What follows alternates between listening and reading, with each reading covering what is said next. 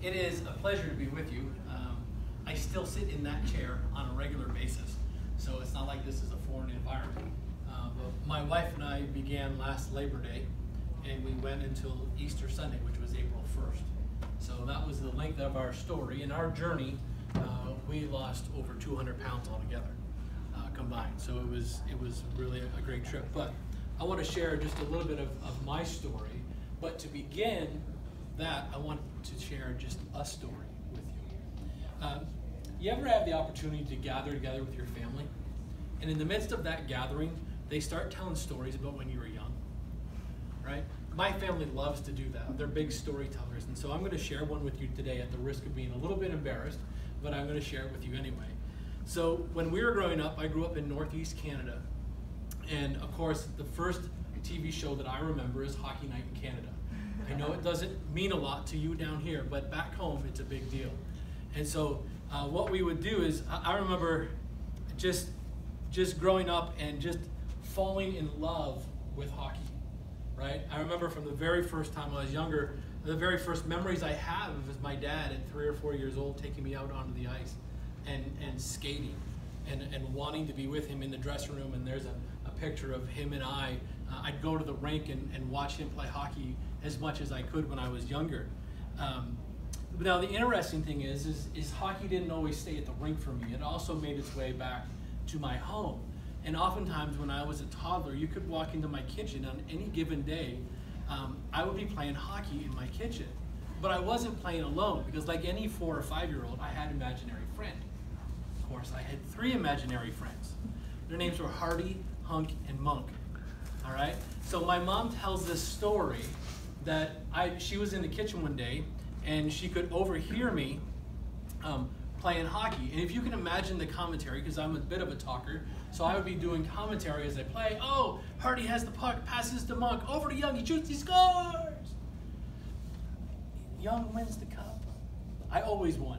It was great. But I always won. And this story took me back, and it reminded me that hockey was a part of who I was from the very core of who I was, the very beginning of who I was. And what happened was, as I got older, I began to get this idea that I might want to be a goalie in the NHL.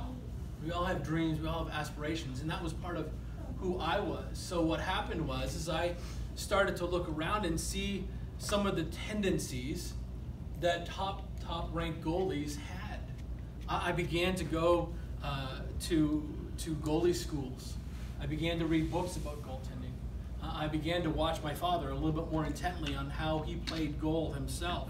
I even began to eat chicken and pasta 3 hours before the game because that's what athletes do in order to have the energy to get through the game. Everything I did was to become a star goalie. Now, what I realized is that my identity was really wrapped up into this idea of being an NHL goalie. I started to notice all these different tendencies, and what happened was these tendencies of other goalies began to become my tendencies. And my tendencies began to lead to certain actions. And after those actions, then there became blessings and consequences to those actions. And then finally there was this place of reality where I really settled in. But the reality was I wasn't ever going to be an NHL goalie.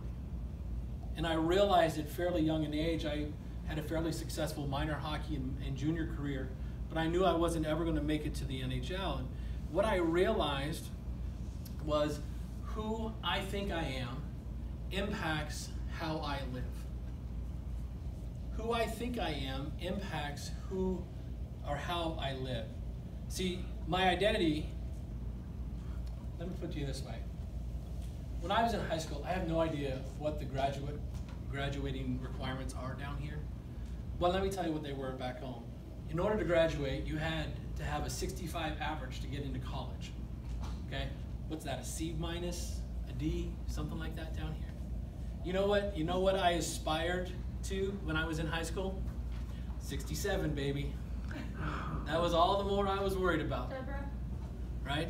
And so I had all these, that was who I wanted to be. I just wanted to act a certain way. So I got 67s in class. I had certain tendencies about how I did or didn't do my homework. And there were consequences, right? I failed grade 11 math because of my poor work habits. And that brought into a reality that I might not graduate from high school after my grade 12 year because of what I was. And it led me to new actions, to take new steps. I also recognized that my identity was not only as a high school student, but what about as a husband, as a father, as a believer in Christ, and then finally as a pastor? All of these different roles for me have a part of what my identity is. And so what I began to realize is that who I think I am impacts how I live. And I think that's real for all of us. So let me ask you the question, who do you believe you are? See, if you've been told all your life, like I was, that I wasn't ever good enough, that I was a loser, or that I was just a fat guy, then after a while those words kind of sink in, right? You can begin to believe the words that are spoken to you.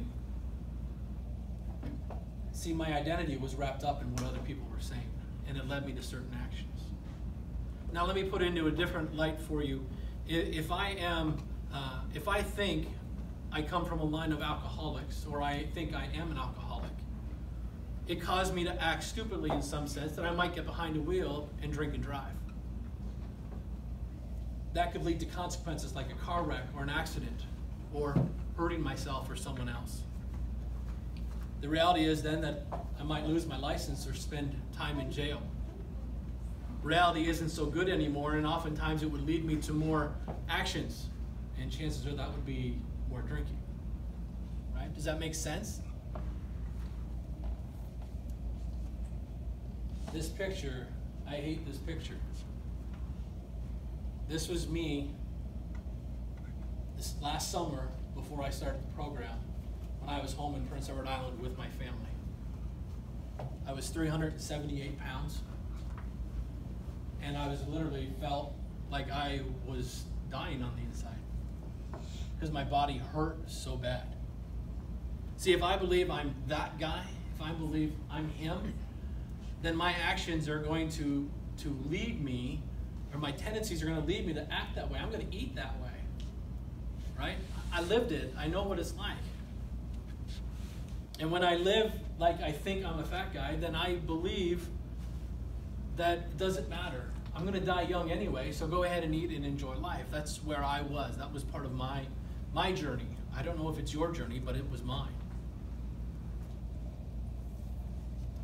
So what if? What if my identity, or my wife's identity, was that I was a stress eater? Or maybe a boredom eater? Maybe a depressed eater? Or maybe not an exerciser? What if that's part of your identity? How does that tendency, that identity influence your tendencies, your actions that lead to consequences, that lead to reality, that lead to more actions? And eventually, for me, it led to an unhealthy lifestyle. That was my identity. For years of my life, that was my identity. Until one day, I want to call it a habit. It's not quite a habit because I don't do it regularly enough, but I have a desire to listen to a message, a sermon every day in my office on my lunch break. Some days are better than others. And I was listening to a message one time, and I heard, I don't remember who it was, I don't remember what the whole rest of the topic was about, but there was these words that changed my life. That and that ugly picture I just showed you. Discipline begets discipline. And I literally thought to myself, how can I ask anything of my kids? How can I ask anything of my wife? How can I ask anything of my church family if I wasn't disciplined enough in my own life to be able to control my eating habits? How could I ask them to grow in their spiritual habits, to mature in their faith, when I was so undisciplined in this way? See, what I realized for my life is that I had brought Jesus in as a Savior, that I wanted to get out of hell free card, but I didn't want him to be Lord of my life. I didn't want to give him every area of my life. And so I asked myself, how is the way I'm eating actually honoring the God that I serve? Where was the discipline in what I was saying and how I ate? Where was the self-control that I preached and taught on a regular basis? Then I got thinking about this. man, what a lousy example to my kids. What do my kids see? Really? What are they expecting? How could I even begin to experience life if I continued down the path that I did? How could I lead anyone? I already kind of spoke about that. But how did I have the right to ask anyone to follow me if I wasn't willing to follow him? So those are the three things that kind of led me to the place where I joined PCW. But how did I keep going? One, very simple, prayer and water. Listen, when you start this program at 376 pounds, and they tell you to drink half your body weight in ounces of water, do you know how much water that is? Do you know how often I had to go to the little preacher's room? Right? I mean, listen, Thursday, I believe we started on Thursday. On Friday, my wife got a phone call. Her brother had passed away, her stepbrother. So we left and drove over to Iowa where her family lives. It's about a 7.5 hour car ride. We had to stop more for my wife and I than we did our 7, 6, and 3-year-old because of the water that we were drinking, right? So, for me, I rely on the Lord for a lot of things, but I also realized that part of what was going on inside of me is I just thought I was hungry when I really wasn't. So I began to fill up on water in those moments when I thought I was hungry. So prayer and water, my wife. It was a joy to be able to walk through this process with my wife by my side. Some of you, that may not be an option for various reasons. But to have her walking alongside of me and helping to hold me accountable and encouraging me, she's my greatest fan, and I love her for it because she never jumped on me or judged me when I messed up. And there were days when that just happened. But the reality of it is she was my greatest encourager, and it made life so much easier. Even when we had to cook meals for our kids, and that was the hardest part, one of the hardest things for us. PCW itself has been a great experience, being able to come in here and see all the smiling faces and to see the encouragement. And there's been a lot of changeover in the time since my wife and I started. Not all of you are new, but a lot of you are since I first started. But be able to come in here and to meet the staff and be encouraged by them and know that they're there to answer your questions and challenge you. I came in 1 week after we came off of the VLCP plan, I believe it is now. And it was about 4 weeks after we'd gotten off. Let me tell you, I don't think she's here today, but man, Melissa chewed my butt. Because I had allowed myself to go. I made dumb choices. And I had gained back some weight that I had lost. And she didn't do it in a demeaning way. She just knew what button she could press with me to challenge me because of who I was in my personality. And man, I was so much better for it. So that's part of what PCW did for me. What was hardest for me? I don't know about you, I miss meat and potatoes. I just literally missed meat and potatoes. I long for it. I'm not a snacker. I'm not a cake person. I'm not a cookie person. If they're around, great. I'll probably have some. But for me, it was, I like a big plate, and I like filling it more than once. And so that was my greatest struggle, was just missing meat and potatoes. Second, 4 to 6 weeks before I came off, I don't know what it was. I can't explain it. I talked to a doctor about it. But about 4 to 6 weeks before I came off on Easter, man, I was just longing for food. I mean, it had been Labor Day to Easter. It was 7 months. I was just wanting meat and potatoes, and I just began craving it. I found the very last few weeks very, very difficult for me. Home alone and Sunday mornings. Listen, when I cook a meal for my kids, I don't know, you guys call it macaroni and cheese down here. We call it Kraft dinner. So when I cook Kraft dinner and hot dog, it's like my favorite meal ever. And when they don't eat it all, it's like, what else am I supposed to do? Right? That was the hardest part for me, when there wasn't that natural accountability there for me. Sunday mornings is difficult for me. You can imagine when I first started, all the water I had to drink. I had to try to figure out, how much do I drink before I go to church? Because I don't want to be having to get up and down all morning to run to the restroom while I'm leading a congregation, right?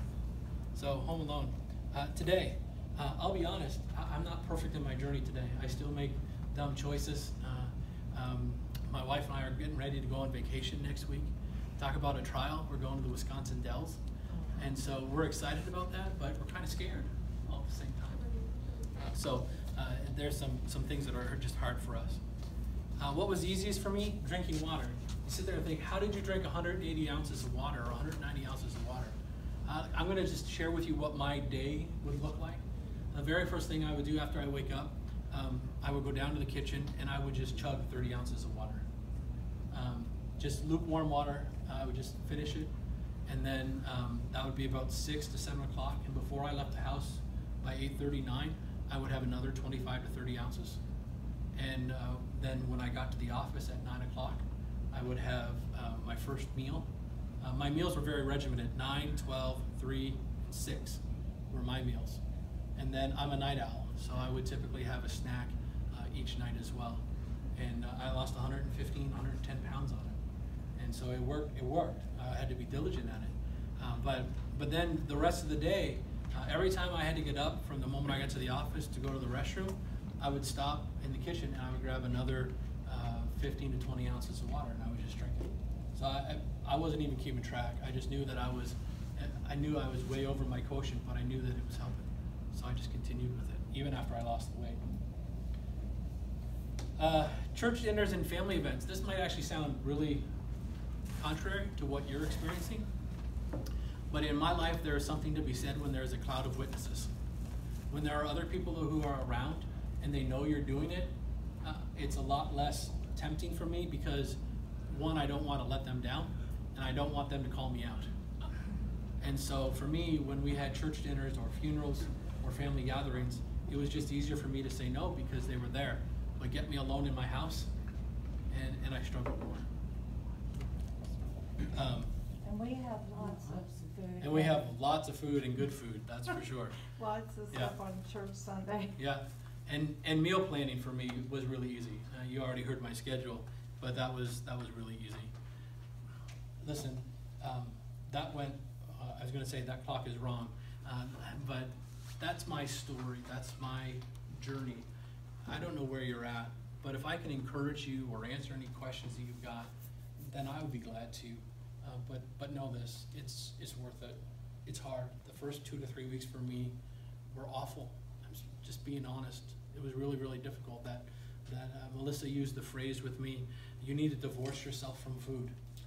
And it really kind of felt like that's what I was doing. And it was difficult, but in the end, I can stand here over 100 pounds lighter, and I can actually touch my toes. And so, it's way different. So anyway, that's my story. If you have any questions, anything, I'd be glad to answer.